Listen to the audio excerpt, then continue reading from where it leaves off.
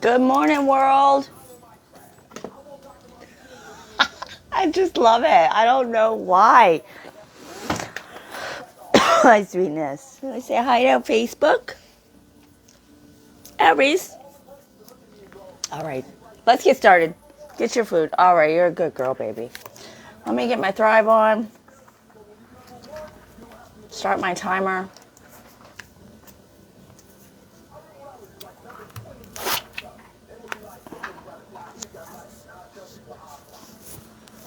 Thriver for life, man. It's the best thing I've ever done for my health. It's a catalyst in a whole lot of other changes. Let me just tell you. Do you take vitamins? Do you feel them working? If you don't feel your vitamins working, you should get with me. Because I feel my vitamins working every day. Every day.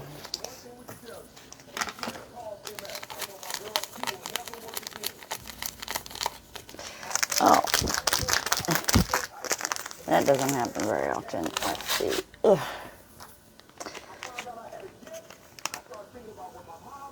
I think it's about time to do a detox. Thrive has a 10-day detox also. The problem I have with that is I can't take Thrive while I'm detoxing. One of the reasons I like Thrive is because I sleep well, I rest well, I fall asleep, I don't have any trouble falling asleep or staying asleep. Therefore, I'm rested and energized through the day. Also, energy. It's a combination of it giving me energy and being able to sleep well means I'm rested. If I'm detoxing, anyone who's ever detoxed from anything, really, knows it's not fun, right? And so I'm going to be, this is funny. Anyway, a detox is always good because we all have buildup, right? There's all toxic buildup that happens even as a thriver. But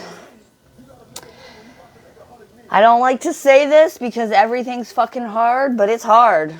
Like I said, I thrive and I don't have to have energy drinks to be energized throughout the day. And I do not like to be tired throughout the day, especially during work hours.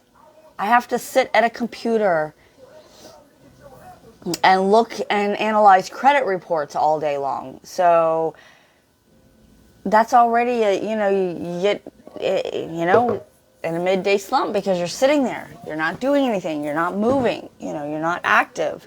So especially during the work week, I do not like to be sitting there tired. I do not like it. I can't stand it. I want to just get up. It's boredom is what it comes down to. It's not that I'm bored per se, but I'm not tired. It's just because I'm sitting there.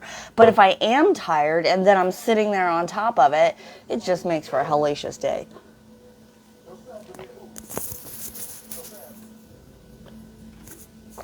Oh. Okay, guys. Today, we're going to continue to thrive. I swear to God, that's what that says. You see? The world isn't always fair. Time has a keen way of showing us that.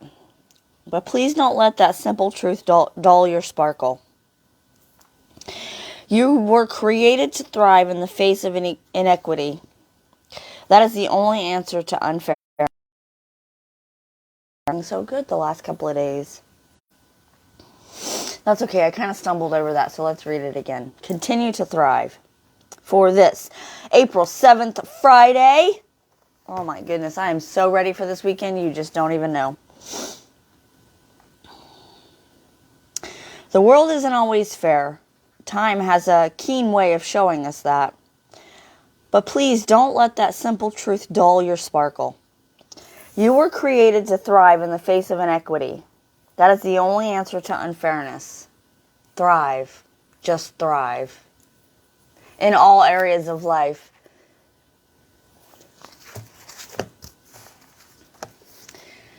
Yeah. See, this is one of the things that I hope that I'm teaching is that life is hard, man. That's just the way that it is. I really like Jordan Peterson's take on it. Um, about happy, and it's not necessarily the goal to be happy. And if you stop focusing on, because life is unhappy, what happens when the unhappy times set in and you're striving to be happy? Well, then you got all this other stuff. You're failing. You feel like you're failing, right? Because the goal is to be happy, and you're not happy right now. So there's a disconnect there, right? A negative, I'm not happy, so that I must be failing or doing something wrong or what have you. And so you want to shift your perspective on it is all. I don't know. The goal isn't to be happy. The goal is to have meaning, right? If you have meaning in your life, then joy and happiness and all of that kind of is by default happens, right? But I like that because when he said that, when I heard that the first time, it completely lifted like a weight off of me. Because I'm like, oh, yay, I'm generally happy. I am a happy individual. I am, always working toward a better everything. Because why not? But if I were to die today, I look at things like this. Les Brown talks about it. When you're on your deathbed, your dreams around you, and they're looking at you, and they're like, we came to you. Only you could set us free. And here you are, right? So I look at it a lot like that. I ask myself, if I were to die today, I don't want to. I'm not looking to. I'm not afraid of it, but if I were, would I be satisfied with my life? That's a hard thing because there's definitely lots of things still that I need to do, that I want to do. A couple of my children, I prefer that all of our children and us be on speaking terms and, healed and in the process of healing and cultivating those relationships. But there are two of our children that we don't speak to. One doesn't, it's choices that they're making. I cannot, get on board with in any way, shape, or form. You just don't do certain things. And I'm okay with that. I don't like it. It makes me sad, but they're adults and I get it. If that's how you feel, then go live your life and be your, what have you. Doesn't mean I'm not going to be sad or whatnot. But when I think about things like if I were to die today, I would be sad, yes. However, I'm doing what I want to do every day for the most part. Once I become a millionaire, then I'll really be doing everything I want to do, traveling and speaking to more people. And when I'm a millionaire, I would imagine that whatever it is I'm trying to create here will have been created, right? So that's that. But you have to look at it like that. If you were to be on your deathbed today, would you be satisfied with your life? Don't think of terms of there's still things that I need to do. This is why I don't want to die today. This is why I'm not going to be running out in front of the bus, just because I'm not afraid to die. There are things that I want to do and need to do and what have you, but I've impacted lives. I know that because they've told me. I know that because people are seeing these things. My analytics tell me so. So I know at least one person out there is getting, is life has changed outside of the ones that have already told me. So, if I were to be on my deathbed, think of things like that. The answer isn't to be happy, but, to write, but to be happy, right? Oh gosh, so many things just swirled up in my head.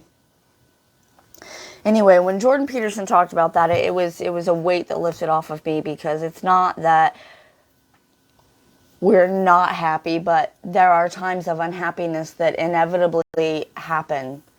Death, for example, like, no one likes that. It's sad. That's what makes me sad about thinking about my death, is not me, but those that love me and that, enjoy my life,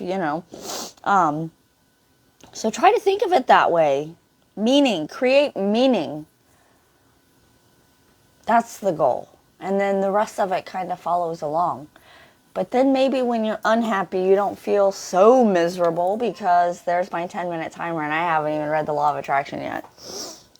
So yeah, we're going to read from the Law of Attraction now. Manifest whatever you desire. The ego, interesting thing, is what creates the sense of your separation from the divine. Yes. In meditation, the ego's hold can lessen as you transcend into higher states of consciousness. Deepak Chopra, not sure exactly how to say it, I know who it is, but writes in his book, The 7 Spiritual Laws of Success, all things are possible within the realm of pure consciousness. And that pure consciousness is your essential nature. You experience the truth of who you really are, a spark of the eternal one in the energy field of pure potentiality. In the realm of knowing, you can manifest anything. I think I have to add his book to my list.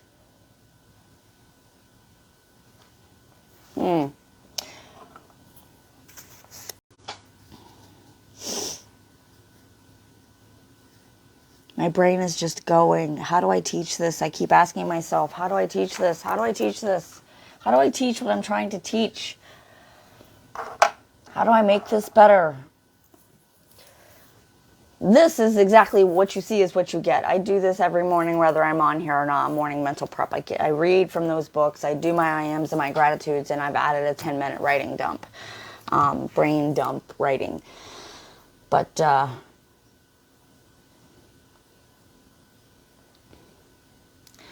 what I know is that I'm supposed to reach people. Hi, Nicholas. I don't really know a lot more about it than that. I'm supposed to use my life story. I'm supposed to change lives. Sometimes it sounds so silly to me, and it sounds so cliche, and it sounds so unbelievable, and there's another word that just slipped my brain. Just so outlandish. Changing lives. Like, I really have to reach down into someone's soul and shine a light for them to be able to change their life in any way. Can I do that? I say, there are 2 things in my life that I know I have that can change lives. That is my Thrive. I'm going to take a drink of my lifestyle mix. And I know you're like, Charlene, they're vitamins, but let me tell you, your vitamins matter. I didn't know that before I started Thriving either. I had taken vitamins before. They sat in my cabinet because I didn't really notice much difference, right? And the more I learned, the more I understood that those over-the-counter vitamins, if you will, those store-bought vitamins, they have a bunch of fillers in them. So you're not even getting it's just filler. Why are you filling my body with things that it doesn't need? So, and then Thrive came along, and so let me tell you, it changed my life because it changed my health. And then my life story, which is primarily the first 12 years, but then to 27, those were some interesting years. Life didn't really get better until I was 27 when I met my husband. So I know that at least I have those 2 ways to change people's lives. But how do I use that? Obviously, I know how to use my Thrive, but how do I use my life story without talking about it, without sharing it and telling you what it is? You got to know, when I talk about things being hard and to face the hard things and face your fears, And you may be like, well, Charlene, you don't know, I'm in this situation, and you're right, I don't know your situation, but I had my own situation. Eric Thomas says it. How does he say it? I may not have been through what you went through, but I've been through my go through. Talk to me about hard, and I'll tell you about the first 12 years that I had a sexual relationship with my father.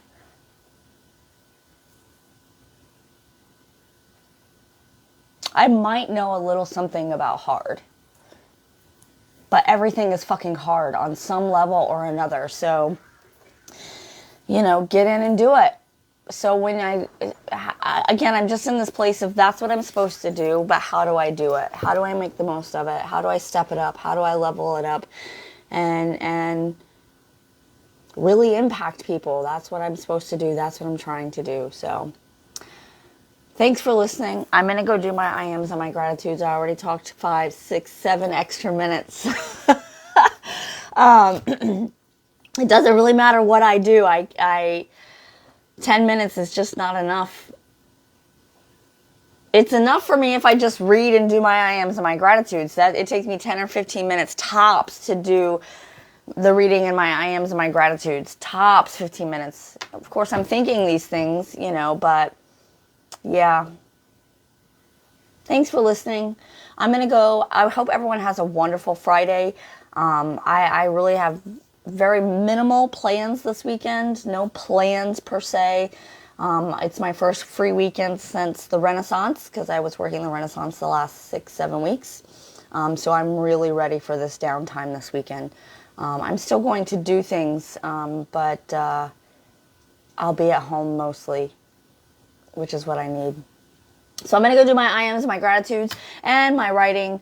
I encourage you to do the same thing. Find some sort of morning routine. It started for me with the Miracle Morning. In 2018, I started reading again heavily as part of some of the changes that I made. And I read The Miracle Morning by Hal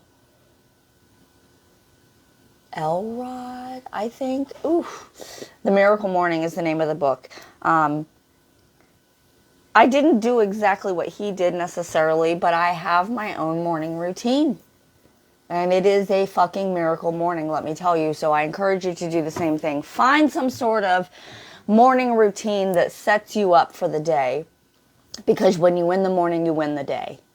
Right? I'm going to go do my gratitudes. You also encourage you to do the same thing. Take 5 minutes. Find 5 things that happened in the last 24 hours to be grateful for. What are you grateful for? Let me know in your comments. Or my comments. Look, I'm all over the place. Welcome to my brain. Go follow me on TikTok so I can get to 1,000 followers and do my lives on there. I don't do this on TikTok because I can't even keep it under 10 minutes. How am I going to keep it under 3 minutes? I'm about to just start hopping in there and talking and just going, but I really would love to be able to get to 1,000 followers. I only need like 150 people, and I'll be at 1,000 followers on my TikTok, and I can start going live there. Which I really want to do. Go follow me on TikTok. Irresistible Force. My face is my picture, so you can't miss me. But go do your gratitudes. I'm so grateful for all of you that listen and hang out. And I will see you all Monday. Same bat time, same bat channel. And as always, peace and love. Allergies are kicking my butt today.